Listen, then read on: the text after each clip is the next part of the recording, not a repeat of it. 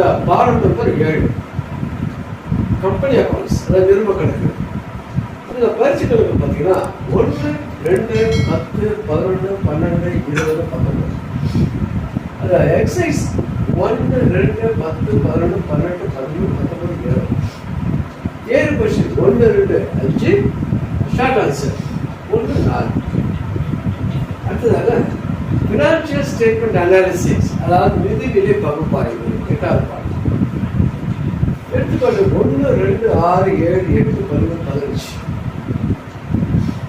பயிற்சி கணக்கு 2, 4, 7, 9, 14, 15. Very short answer 2, 3, 2, 3 short answer.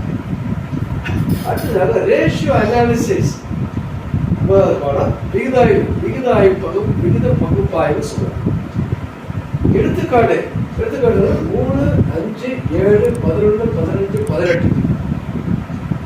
Exercise 2, 3, 7, 14, 15, 17, 18. Very short answer 2, 3, 5 short answer 3, 5. 10வது பாடம் கம்ப்யூட்டரைஸ்ட் அக்கௌண்ட்ஸ், கணிப்பொறி கணக்கியல்.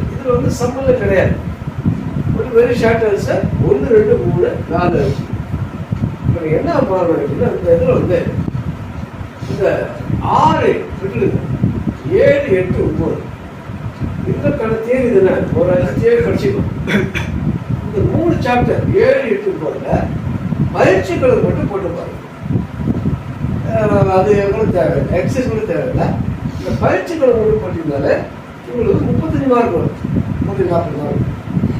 ஸோ தேர்வில் எளிமையாக கற்றுக்கிட்டேன், எளிமையாக எழுது வெற்றிகரமாக நீங்கள் அனைவரும் தேர்ச்சி பெறுவதை பார்த்துக்கிறேன். வணக்கம்.